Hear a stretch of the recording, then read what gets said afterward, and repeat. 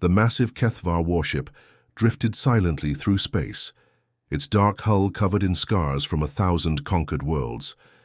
Inside the command center, alien warriors towered over holographic displays, showing star maps painted red with blood. For 2,000 years, these 12-foot-tall predators had swept across the galaxy like a plague, crushing every species they encountered. Commander Vexmore's yellow eyes glowed as he studied the latest scout reports. His razor-sharp claws tapped against the metal console, leaving deep scratches in the surface. The sound echoed through the bridge like distant thunder. 3 of his best hunting packs had been sent to a small blue planet in the outer rim. All 3 had been destroyed. This had never happened before, not once in their entire history of conquest. The planet was called Earth, inhabited by creatures that walked on 2 legs like the HFY themselves. But these humans were smaller, weaker, with no natural weapons or enhanced senses. They should have been easy prey. The scout reports made no sense. How could such primitive beings fight back against the galaxy's apex predators? Vexmore's second-in-command approached with visible nervousness. Even among their own kind, fear was becoming common when discussing this mysterious world. The commander's voice rumbled like grinding stone as he spoke. "Prepare the hunting fleet. We will investigate this anomaly ourselves." Meanwhile, on Earth, Captain Jinwoo stood on the observation deck of Seoul's primary orbital defense station. Through the reinforced windows, he could see the debris field left behind by the latest alien attack. Twisted metal and strange crystalline fragments floated in the darkness, all that remained of the enemy scouts. His uniform bore fresh scorch marks from the battle 3 days ago. The aliens had appeared without warning, just like the previous times. But humanity had learned from each encounter. Every attack made them stronger, smarter, more prepared. Lieutenant Minho entered the command center carrying a sealed container. Inside was a piece of alien technology they had recovered from the wreckage. The metal felt wrong somehow, too smooth and too cold. Strange symbols covered its surface, glowing faintly with inner light. "The analysis is complete, sir," Minho reported. "This technology is centuries ahead of ours, but we're starting to understand how it works. The propulsion system alone could revolutionize space travel." Jinwoo nodded grimly. The Korean Defense Ministry had already shared their findings with military forces around the world. Every nation was working together now, united by the common threat from the stars. Humanity had faced extinction before, but never from enemies that came from beyond their world.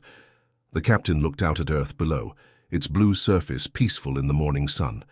Cities sprawled across the continents, home to billions of people, who had no idea how close they had come to total annihilation. The aliens clearly expected easy conquest, but they had underestimated the human spirit. These predators were about to learn that some prey fights back. The HFY fleet descended upon Earth like a storm of nightmares. Massive ships blotted out the sun over major cities, casting shadows that stretched for miles. Commander Vexmore watched from his flagship as terror broadcasts began flooding human communication networks. These psychological attacks had broken the will of countless species across the galaxy. The broadcasts showed gruesome images of previous conquests, alien voices promising slow death to any who resisted. Sonic weapons shrieked through the atmosphere, designed to trigger primal fear responses in most sentient beings. Cities should have been emptying as populations fled in panic, but something was wrong. Instead of chaos, Vexmore saw organized military, formations taking defensive positions. Instead of screaming crowds, he witnessed orderly evacuations. The humans were not running blindly. They were fighting back with purpose. In the coastal city of Busan, Major Ji-hoon crouched behind an overturned vehicle as alien plasma bolts scorched the air around him. The HFY had landed hunting parties in the city center, expecting to crush resistance through raw terror. Their psychological warfare broadcasts echoed from speakers throughout the urban landscape, but Ji-hoon's soldiers held their ground. They had trained for this moment ever since the first alien scouts appeared. The major spoke into his radio, his voice steady despite the explosions rocking the street. "Unit 3, flank left. Unit 7, suppressive fire on my mark. Remember your training, they bleed just like anything else." The aliens were physically superior, faster and stronger than any human soldier, but they fought like wild animals, relying on instinct and intimidation. Humans fought with tactics, coordination, and something the HFY had never encountered before, the ability to function effectively while terrified. Hundreds of miles away, Communications Officer Sora sat in the Global Defense Network Command Center, surrounded by dozens of screens showing battles across the planet. Data flowed between military units in real time, creating a picture that would have been impossible just decades earlier. Every engagement was being recorded, analyzed, and shared instantly with forces worldwide. When a unit in Tokyo discovered that alien armor was weaker at the joints, soldiers in London knew within minutes. When a team in New York found an effective counter to alien sonic weapons, the information spread to every battlefield on Earth. Sora watched in amazement as human military doctrine evolved hour by hour. The aliens were treating each battle as an isolated hunt, but humanity was fighting as one massive, interconnected organism. Every victory and defeat became a lesson for the entire species. "Sir," she called to the command center director, "the aliens don't seem to understand what's happening. They're repeating the same tactics that failed in the first wave." The director nodded grimly. The HFY were apex predators, but they hunted like animals. Humans had learned to fight like a civilization.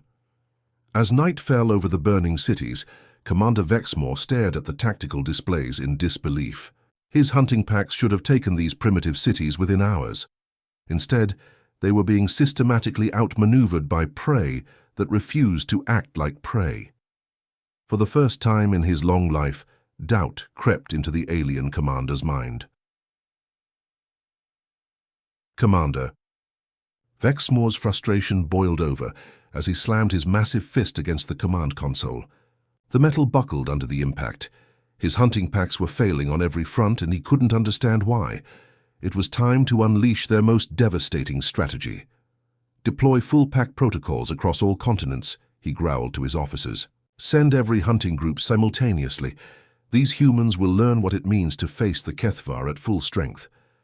Across the galaxy, the HFY had perfected pack hunting over millions of years.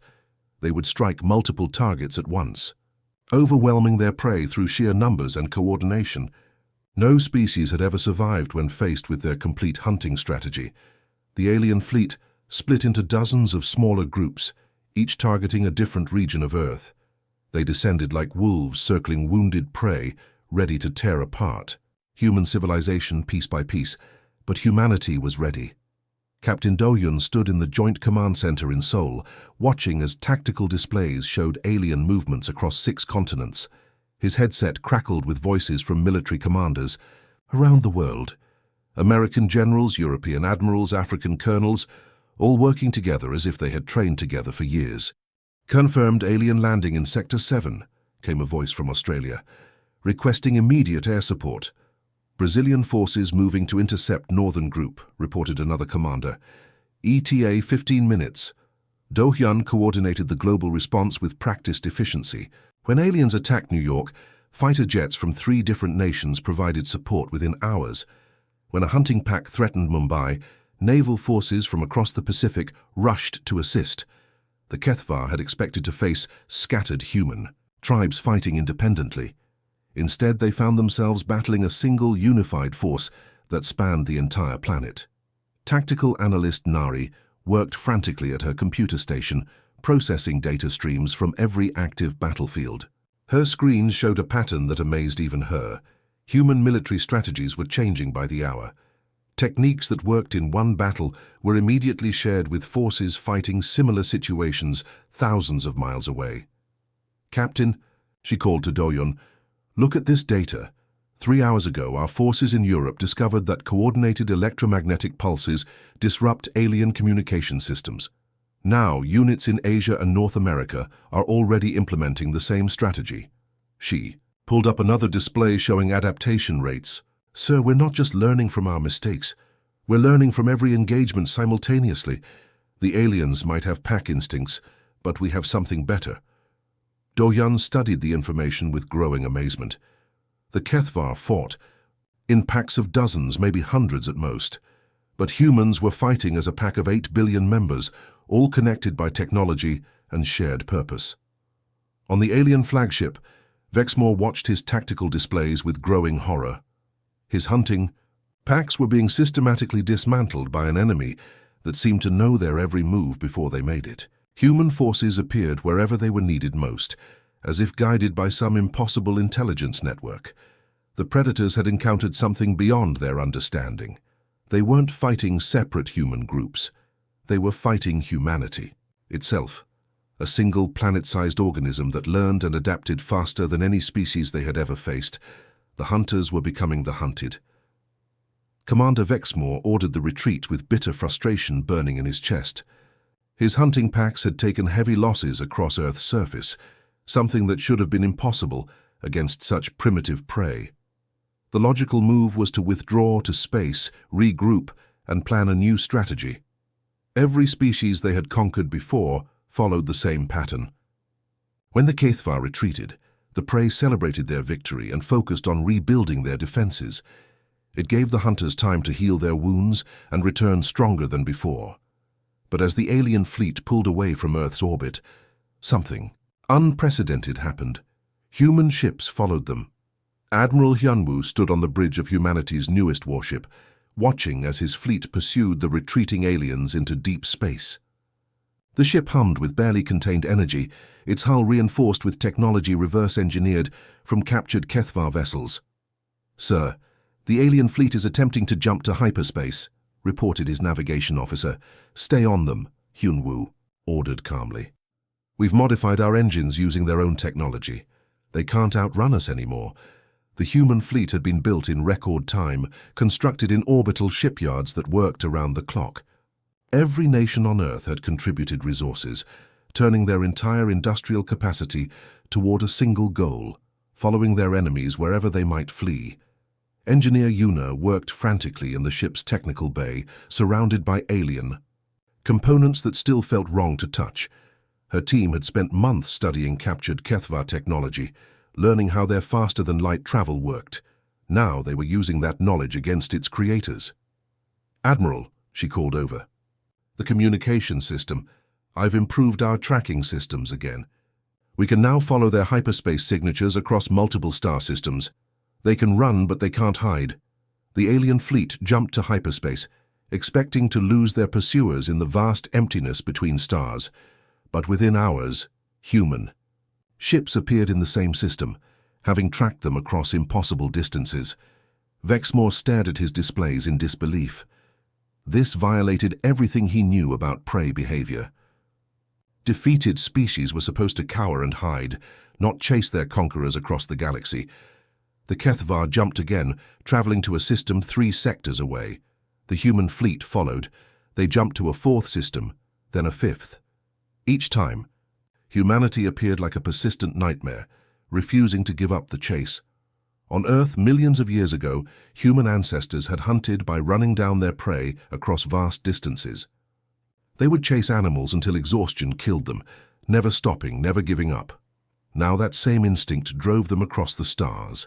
The alien commander began to understand the horrible truth. Humans weren't just intelligent prey that fought back. They were persistence hunters. A species evolved to never stop chasing what they wanted to kill. Other HFY commanders sent desperate messages asking for reinforcement. But Vexmore had no good news to share. How could he explain that the prey had become predators? How could he tell them that humanity was hunting them with the same relentless determination they had once used to conquer worlds? For the first time in their species' history, the HFY were running from something that wouldn't stop following them. The galaxy's apex predators had met something even more terrifying than themselves: prey that refused to stay prey. Engineer. Sunho wiped sweat from his forehead as he stepped back from the workbench. 6 weeks of sleepless nights had finally paid off. The alien plasma weapon in front of him hummed with deadly energy, but this one bore the mark, "Made by humans," etched into its side. "Fire when ready," he called to his assistant across the testing chamber. The weapon discharged with a brilliant flash, cutting through a steel plate like butter. Sunho grinned with exhaustion and triumph. What had taken the HFY thousands of years to develop, humanity had reverse-engineered in less than 2 months. His laboratory was one of hundreds scattered across Earth, each working frantically. To understand alien technology, every piece of wreckage from the battles was collected, studied and improved upon. Human engineers took apart HFY weapons like children dismantling toys, then put them back together in ways their original creators never imagined. Meanwhile, Commander Vexmore received reports that made his blood run cold. Human forces were using HFY plasma weapons in battle, weapons that should have been impossible for them to understand, let alone manufacture. "How is this possible?" he demanded of his science officers. "Their technology is centuries behind ours. They should not be able to comprehend our most basic systems." But the reports kept coming. Humans were not just copying alien technology, they were improving it. Their version of HFY plasma rifles fired faster and consumed less energy. Their modifications to alien armor provided better protection while weighing less. On a military base outside Tokyo, strategy analyst Minji studied hours of combat footage showing HFY hunting tactics. The aliens fought with instincts honed over millions of years of evolution. They moved in coordinated packs, used terrain to their advantage, and struck with overwhelming force at the enemy's weakest points. "Interesting," she murmured, making notes on her tablet. "But they're predictable." Minji's team had identified 17 distinct HFY attack patterns. The aliens used the same tactics that had worked for millennia, never changing their approach. But humans learned from every encounter, adapting their strategies with each battle. Within weeks, human military units were using modified versions of alien hunting tactics. They took the HFY's pack coordination and improved it with modern communication systems. They adopted the aliens' terrain advantages, but added human engineering to create better defensive positions. The results were devastating. HFY hunting packs that had conquered star systems found themselves outmaneuvered by prey that fought like enhanced versions of themselves. Across the HFY empire, war councils convened in emergency sessions. Their greatest philosophers struggled to understand what they were witnessing. Evolution was supposed to take millions of years. Species improved slowly, gradually, across countless generations. But humans were evolving in real time. Not biologically, but technologically and tactically. They learned and adapted faster than should have been possible for any living creature. "They are not following natural law," one alien scientist reported to the High Command. "This species changes within single lifespans.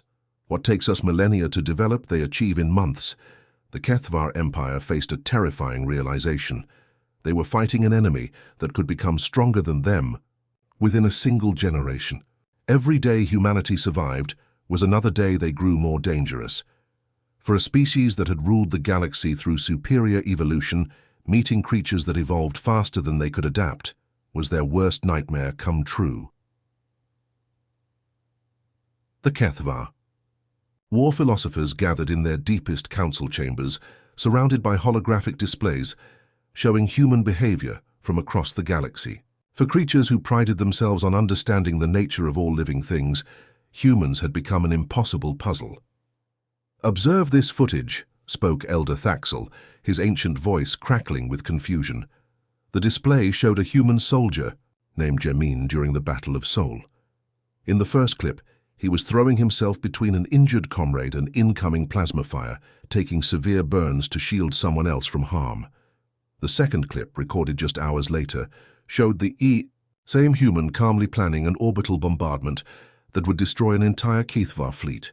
His voice was steady and emotionless as he calculated the deaths of thousands of alien warriors. "How can the same creature show such compassion and such ruthlessness?" Elder Thaxel asked the assembly. "This defies everything we know about Predator." Psychology. Across the chamber, other philosophers shared equally disturbing observations. They had studied hundreds of human subjects, finding the same impossible contradiction in every case. On Earth, Dr. Hannah finished her 12-hour shift in the emergency medical center. Her hands were stained with blood from treating wounded soldiers, her eyes red from exhaustion. She had worked without rest to save every injured person brought through the doors, treating both humans and captured HFY prisoners with equal care. "Doctor," called a nurse, "there's another convoy of wounded coming in, multiple critical injuries." Hana nodded, already moving toward the preparation area. She would work another 12 hours if necessary to save lives. Every person mattered. To her, every injury was a problem to solve, every death a personal failure. But when her medical shift ended, Hana walked directly to her other laboratory. Here, surrounded by weapon blueprints and tactical analysis, she became someone completely different. Her gentle healer's hands now designed increasingly efficient ways to destroy alien fleets. She studied HFY biology with the same dedication she used to heal humans, but for the opposite purpose. Every weakness she discovered became a new weapon design. Every piece of captured alien equipment became the basis for more effective killing machines. The HFY monitoring stations recorded her work with growing horror. This single human embodied everything they couldn't understand about the species. She would risk her life to save one wounded enemy soldier, then design weapons capable of wiping out entire HFY colonies. "It makes no sense," reported another war philosopher. "Predator species are either cruel or compassionate, not both. These humans show extreme versions of opposite traits simultaneously." But slowly, the alien thinkers began to recognize a pattern. Human cruelty and kindness weren't random or contradictory. They were both expressions of the same fundamental drive, protection of their group. Humans would show unlimited compassion to anyone they considered part of their tribe. They would sacrifice themselves to save wounded comrades, work without rest to heal the injured, and share their resources with the weak. But anyone who threatened their tribe faced the full fury of human destructive capability. The same protective instinct that made them gentle healers also made them terrifying warriors. The HFY finally understood the terrible truth. They weren't fighting a species driven by conquest or hunger for power. They were fighting humanity's protective instincts, and they had made themselves the threat that needed to be eliminated. In the occupied city of Busan, HFY Garrison Commander Vextal paced nervously through his command center. For 3 months his forces had controlled this human settlement, yet he felt more hunted than hunter. The humans weren't broken, they were playing with their captors. Resistance fighter Wu Jin crouched in the abandoned subway tunnels beneath the city, studying the patrol schedules he had memorized over weeks of observation. But his mission tonight wasn't about destroying alien equipment or rescuing prisoners. It was about something far more disturbing. He wanted to see how the HFY would react. Wu Jin's team had spent days preparing an elaborate trap that would cause minimal actual damage, but maximum psychological impact.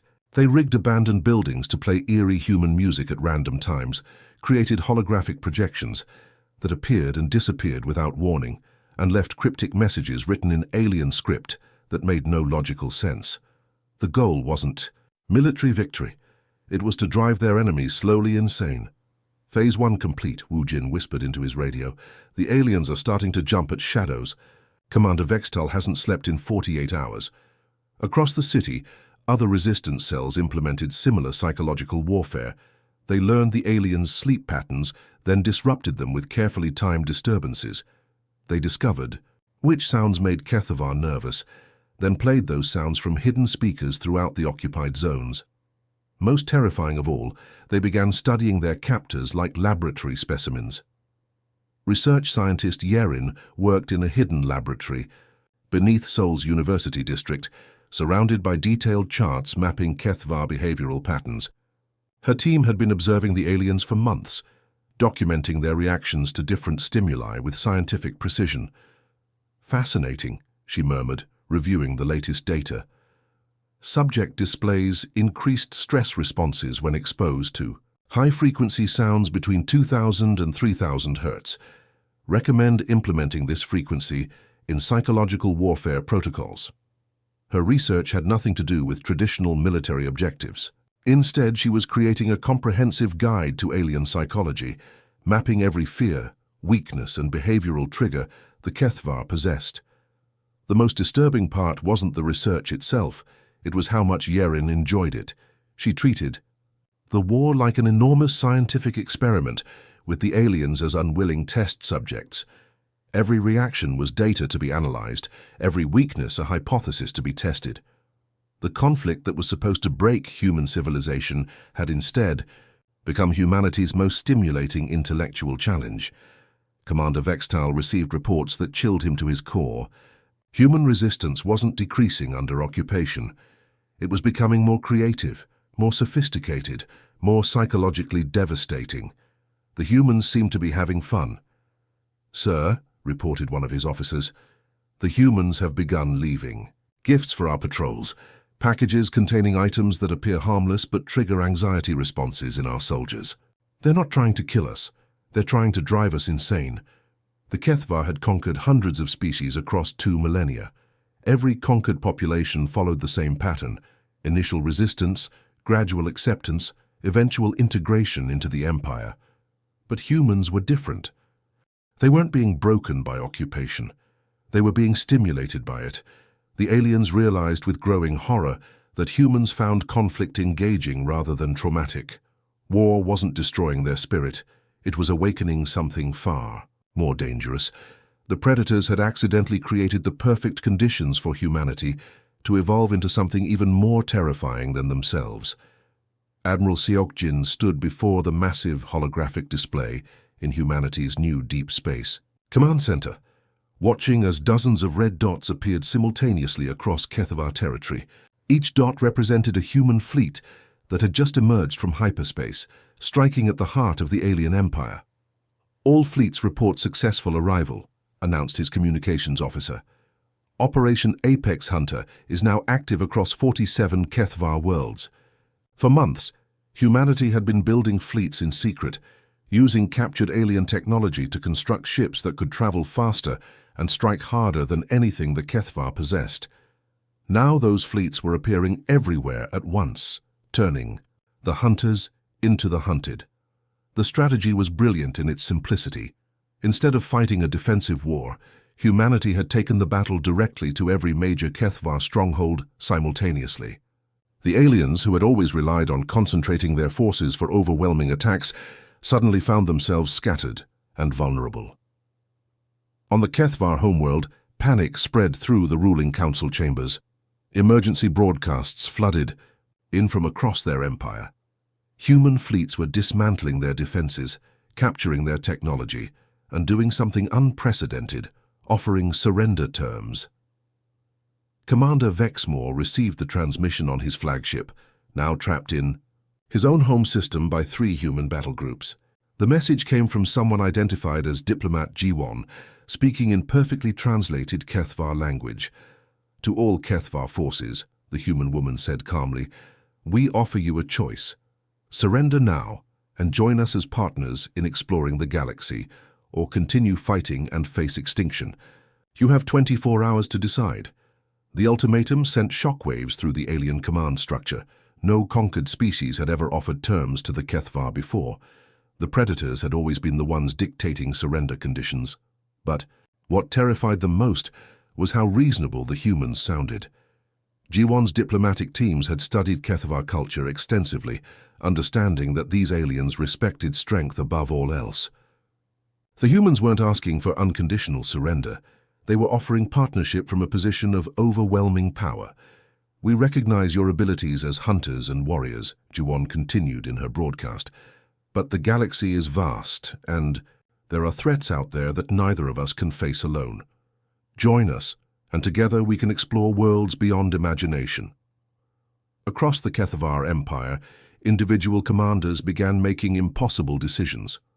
Some chose to fight to the death, refusing to accept defeat. But others, seeing the tactical brilliance of humanity's coordinated assault, began to consider the unthinkable. Captain Zethmore was the first to respond. His hunting pack had been studying human tactics for months, growing to respect their enemies' capabilities. When human ships surrounded his position near the Andorian cluster, he made a choice that would have been unthinkable just a year before. "This is Captain Zethmore of the HFY 3rd Hunting Fleet," he transmitted to the human. "Commander, we accept your terms." The response came immediately, spoken in perfect HFY by a human who seemed genuinely pleased. "Welcome to the team, Captain. We have much to learn from each other." Within hours, other HFY commanders began following Zethmore's example. The empire that had conquered the galaxy through fear and overwhelming force found itself dissolving as its own warriors chose cooperation over extinction. The hunters had finally met something more dangerous than themselves and discovered that sometimes the smartest choice was to join rather than fight. The massive conference hall on Lunar Station buzzed with nervous energy as representatives from both species gathered for the formal ceremony. Admiral Taehyun stood at the podium, looking out at an audience that would have been impossible to imagine just 2 years earlier, humans and Kethvar sitting side by side. The surrender document lay on the central table, written in both languages. But this wasn't the crushing defeat the aliens had expected. The terms were surprisingly generous, offering the Kethvar a place in humanity's expanding galactic civilization rather than demanding their complete submission. Today marks not just the end of a war, Taehyun announced, but the beginning of something greater. Together we will explore regions of space that neither species could reach alone. Former Commander Vexmore approached the table, his massive frame towering over the human officials. His claws, once instruments of terror across the galaxy, now signed a treaty of cooperation. The symbolism wasn't lost on anyone present. The galaxy's apex predators were accepting humanity as their new pack leaders. 6 months later, the exploration ship Harmony of Stars drifted through uncharted space at the edge of known civilization. Captain Taehyun walked through corridors where humans and Kethvar worked together, their combined expertise making the ship more capable than anything either species could have built alone. "Captain," called Kethvar navigator Zethmore from the bridge, "we're approaching the anomalous star system. Sensors are detecting something extraordinary." Taehyun smiled as he entered the bridge. Zethmore had become one of his most trusted officers, bringing centuries of exploration experience to their missions. The former enemy now served with loyalty that impressed even veteran human crew members. In the ship's research laboratory, scientist Ariam worked alongside her Kethvar colleague, studying readings from the mysterious system ahead. The aliens' enhanced senses could detect energy patterns that human instruments missed, while Ariam's analytical mind could interpret the data in ways that escaped her partner. "These energy signatures," she murmured, comparing notes with her colleague. "They suggest technology far more advanced than either of our civilizations. We may have found evidence of a truly ancient species." The Kethvar scientist nodded, his respect for human intelligence clear in his posture. "Your species continues to surprise us. We thought intelligence and hunting ability were separate traits, but humans have shown us they can be combined." As the ship moved deeper into the unknown system, crew members from both species worked together with an efficiency that would have amazed their ancestors. Humans provided the tactical coordination and adaptive thinking, while Kethvar contributed their superior physical abilities and predatory instincts. On the observation deck, a group of young Kethvar listened intently. As human education officer, Minji explained the principles of cooperative exploration. These aliens had never known anything but conquest and dominance, but they were learning new ways to interact with the universe. "The galaxy is vast," Minji told them, "full of wonders that no single species can discover alone.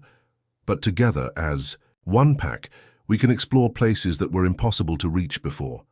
The Kethvar students absorbed every word. They were beginning to understand that humans hadn't simply defeated them. They had offered something far more valuable than conquest. They had offered membership in the ultimate social organization, a pack that could encompass entire civilizations. The hunters had found their place in humanity's ever-expanding family, and the galaxy would never be the same.